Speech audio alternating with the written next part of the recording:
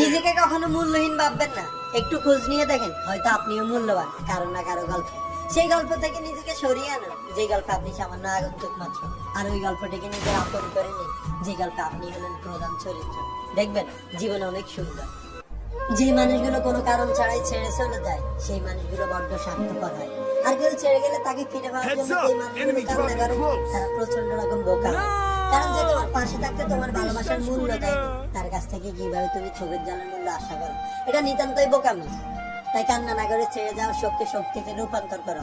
নিজেকে এমন ভাবে তৈরি করো যাতে তোমাকে ছেড়ে যাওয়ার জন্য ওই মানুষটিকে একদিন না একদিন আফসোস করতে হয়।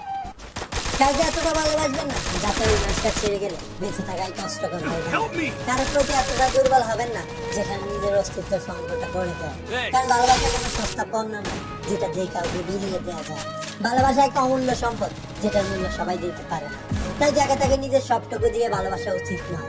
কেননা এই জগতে সে সময় সবাই আপন হয়, আর দুঃসময় হায় হায় কেউ কারো নয়। অন্ধকারে নিজের ছায়াটাও ছেড়ে চলে যায়, আর মানুষগুলোকে নিজে পর করে দেয়।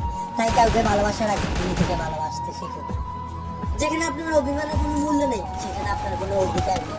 অভিমান তৈরি হয় ভালোবাসা থেকে, আর যেখানে ভালোবাসাটাই নেই সেখানে অভিমান করাটা। যে ভালোবাসার সম্পর্কগুলো রিয়েল না, ফেক হয়, সেই সম্পর্কগুলোতে একটু অভিমান অথবা একটু ভুলে মানুষগুলো ছেড়ে চলে যায়, আর যাওয়ার সময় দোষটাও অন্যান্য দিয়ে। সত্যিকারের সম্পর্কগুলো এমন হয় যেখানে হাজারো অভিমান থাকলেও কেউ কাউকে কখনো ছেড়ে যাবার নয়। তাই যেখানে আপনার অভিমানের কোনো মূল্য নেই সেখান থেকে আপনাকে সরে আসা উচিত। কারণ এই সম্পর্কগুলো কখনোই রিয়েল না, ফেক হয়। কখনো কারোর জন্য নিজের জীবন বিসর্জন দিয়ে দেওয়া ঠিক নয়।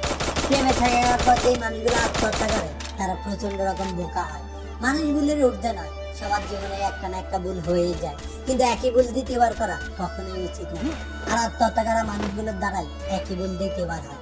তাদের প্রথম ভুলটা হচ্ছে ফেক মানুষের জন্য নিজের রিয়েল ভালোবাসাটা অর্পণ করা, আর তাদের দ্বিতীয় ভুলটা হচ্ছে ওই ফেক মানুষটার জন্য নিজের জীবন বিসর্জন দেওয়া। আরে যে জীবিত থাকতে তোমার ভালোবাসার মূল্য দেয়নি, তুমি মারা যাওয়ার পর সেই মানুষটা তোমার জন্য আফসোস করবে, সেটা কিভাবে আশা করো? তুমি মারা গেলেও তার কিছুই যাবে আসবে না, সে নিতান্তই সুখে থাকবে অন্য কারো বুকে মাথা রেখে। একটা কথা সবসময় মনে রাখবে, কারণ মুনাজাতে থাকো বা না থাকো, বাবা মায়ের মুনাজাতে একটা অনুরোধ রইল সবার প্রতি, কারোর জন্য আত্মহত্যা করার আগে নিজের বাবা মায়ের কথা একবার হলো চিন্তা করবেন।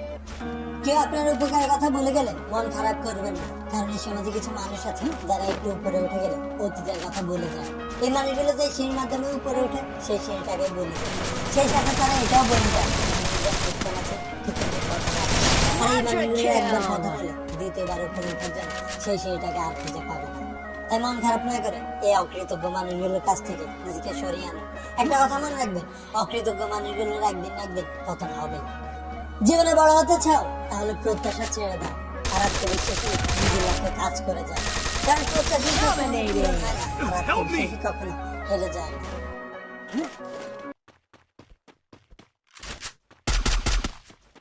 Go for the art.